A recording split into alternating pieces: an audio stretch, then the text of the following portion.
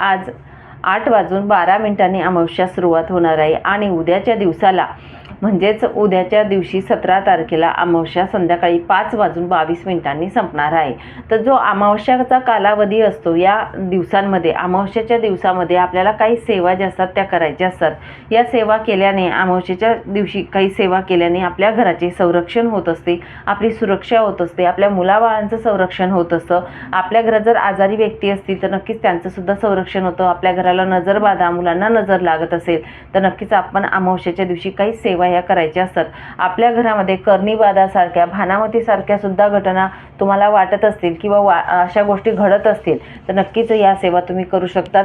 सेवेमध्ये सातत्य असणं खूप महत्त्वाचं असतं। एक अमावस्या नाही तर येणारी प्रत्येक अमावस्याला तुम्ही जर या सेवा केल्या तर नक्कीच आपलं घर हे सुरक्षित राहत असतं। म्हणून सर्वप्रथम तुम्हाला सांगेल, पहिली सेवाच म्हणजे काय किंवा पहिला उपाय जो असतो अमावस्या तो म्हणजेच काय, तर आपल्या घराचा उंबरठा जो असतो तो आपण हळदीने सारवायचा आहे।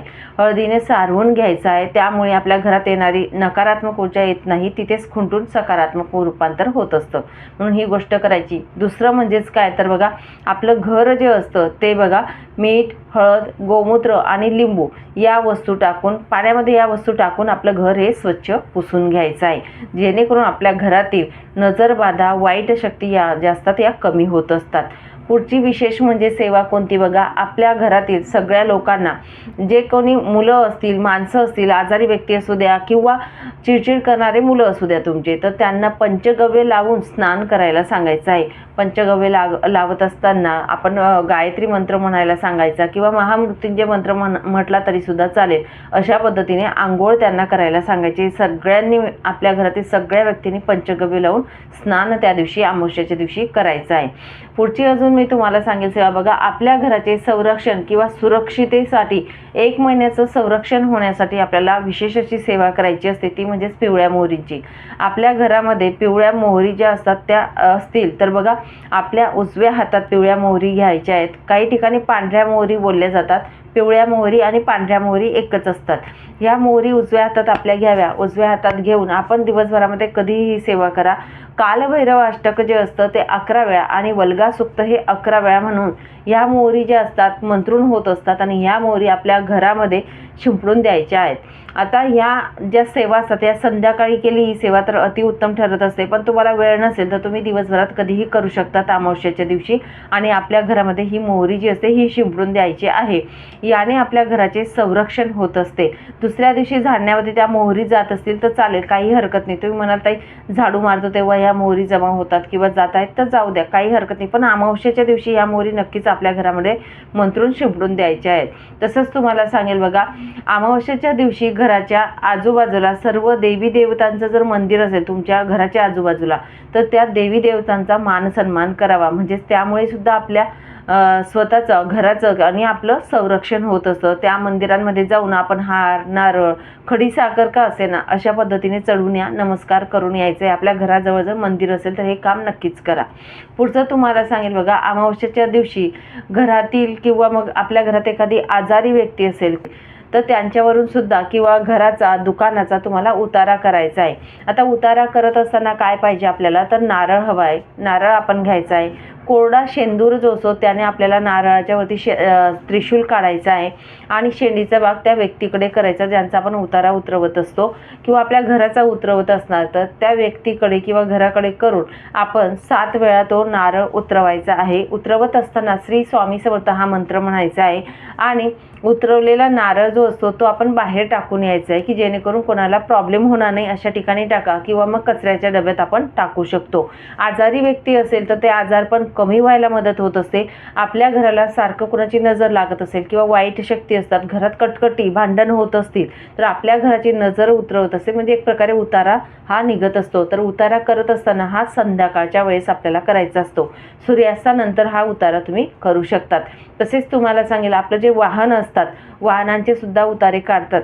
वाहनाचा वारंवार ॲक्सिडेंट होणे असं तुम्हाला वाटत असेल तर वाहन चालू ठेवायचं आणि वाहन चालू ठेवून, इंजिन चालू ठेवून आपण त्याचा उतारा उतरवायचा आहे। ते नारळ फोडून टाकायचं आहे आणि फेकून द्यायचं आहे। कुणीही प्रसाद घेऊ नये, या पद्धतीने तो उतारा करायचा असतो। ते नारळ फेकत असताना ही काळजी घ्या की कोणाच्या ओलांडण्यात येणार नाही, ही मात्र आपण काळजी घ्यायची आहे। या पद्धतीने आपण जे गाड्या असतात 4 व्हीलर 2 व्हीलर काही असू द्या त्यांचा सुद्धा उतारा उतरवू शकतो किंवा कचऱ्याच्या डब्यामध्ये ते नारळ तुम्ही उतरवलेला उतारा टाकू शकता। हा उतारा जो करत असतो हा तुम्ही दुकानाचा असेल, तुमचं दुकान असेल त्याचा सुद्धा करू शकतात, ऑफिस असेल तुमचं तर ऑफिसमध्ये पण करू शकतात। दुकान जर चालत नसेल तर तुम्हाला वाटतंय की मला उतारा करायचा आहे तर नक्कीच तुम्ही उतारा ऑफिसचा किंवा दुकानाचा सुद्धा करू शकतात। या पद्धतीने करा। आता पुढची सेवा म्हणजेच बघा, आपण जी सेवा करत असो, तुम्हाला जर वाटत आहे मुलांचा वारंवार ॲक्सिडेंट होणे किंवा मिस्टरांचा वारंवार ॲक्सिडेंट होत आहे असं तुम्हाला जाणवत असेल तर ज्या बघा आपण मोहरी मंत्रत असतो, आपल्या घरामध्ये शिंपणार आहोत तर त्या मोहरी, थोड्या मोहरी आपल्याला घ्यायच्या आहेत, ज्या मंत्रून झालेल्या असतात त्या मोहरी घ्यायच्या आहेत आणि पिवळी पिशवी किंवा पिवळी पोटली आपल्याला त्या पोटलीमध्ये पिवळ्या मोहरी बांधायच्या आहेत आणि आपल्या गाडीच्या इंजिन जे असतं तिथे आपल्याला त्या मोहरी ठेवून द्यायच्या आहेत, म्हणजेच गाडीमध्ये आपण ठेवून द्यायच्या आहेत। या पद्धतीने करा। याचा स्व अनुभव आमच्या घरात आहे म्हणून सांगत आहे, नक्कीच ही सेवा करून बघा। वारंवार आपल्याला दर अमावस्येला करायच्या आहेत। दर अमावस्येला त्या मोहरी काढून घ्यायच्या आणि दुसऱ्या नवीन मंत्रून झालेल्या मोहरी आपण गाडीमध्ये ठेवायच्या आहेत। या पद्धतीने आपण करू शकतो। या सेवेने आपल्या घरातील ॲक्सिडेंट होणाऱ्याचे कमी प्रमाणात ॲक्सिडेंट होत असतात, म्हणजे ते बोलतो ना आपण जीवावरचं हातावर किंवा बोटावर आलं त्या पद्धतीने होत असतं।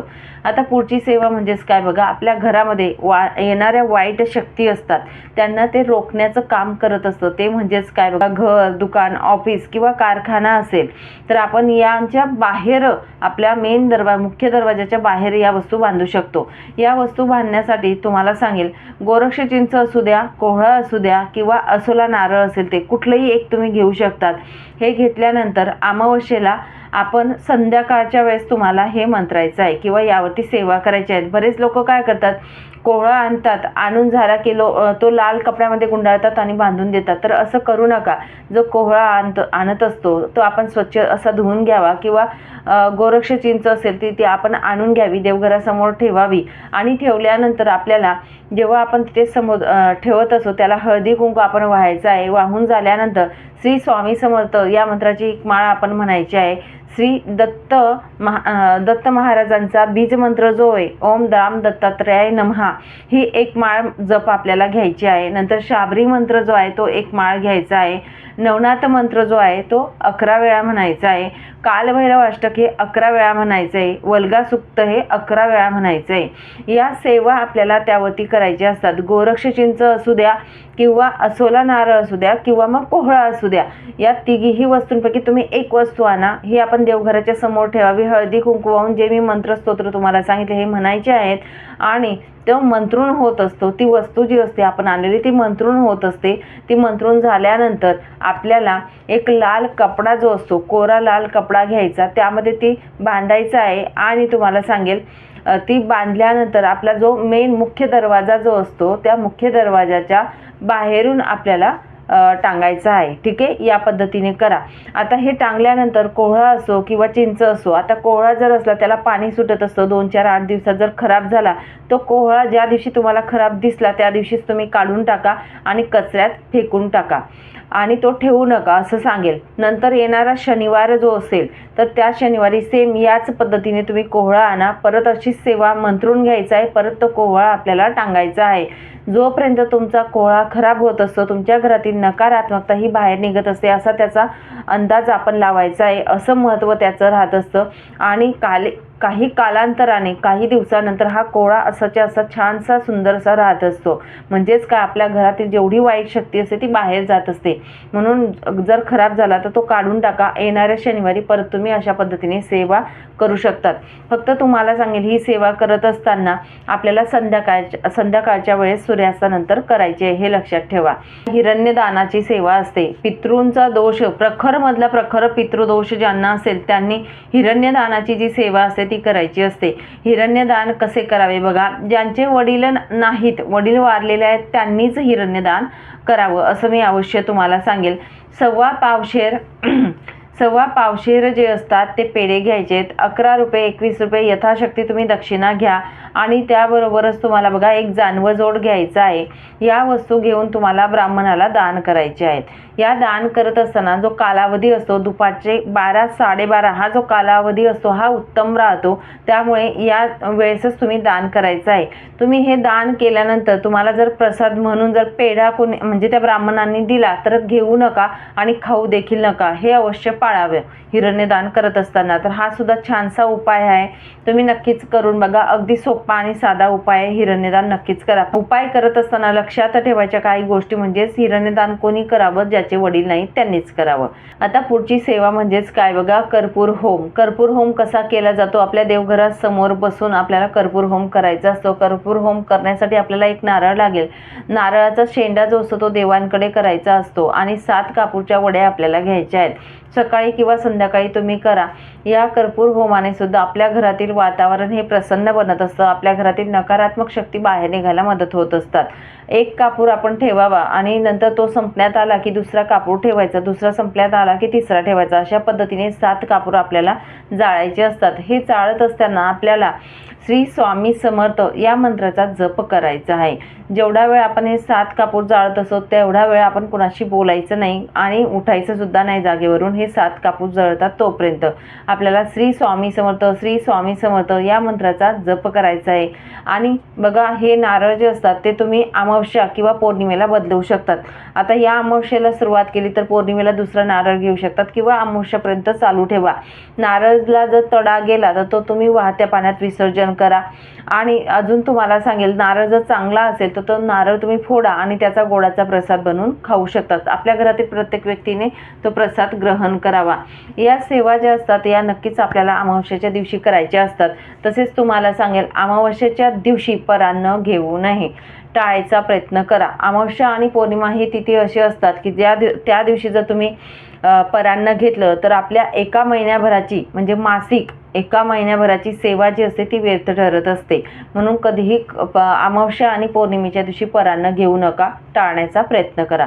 तर नक्कीच या प्रकारे आपण सेवा केल्याने आपल्या घरातील नकारात्मक लहरी या बाहेर जात असतात, सकारात्मक ऊर्जा येत असतात। अमावस्या तिथी हा खूप खास असतो आणि काही पूजा, काही आराधना करण्यासाठी महत्त्वाचा मानला जातो आणि दर अमावस्या असल्या कारणाने नक्कीच या सेवा आपल्या घरामध्ये करायला पाहिजेत। श्री स्वामी समर्थ।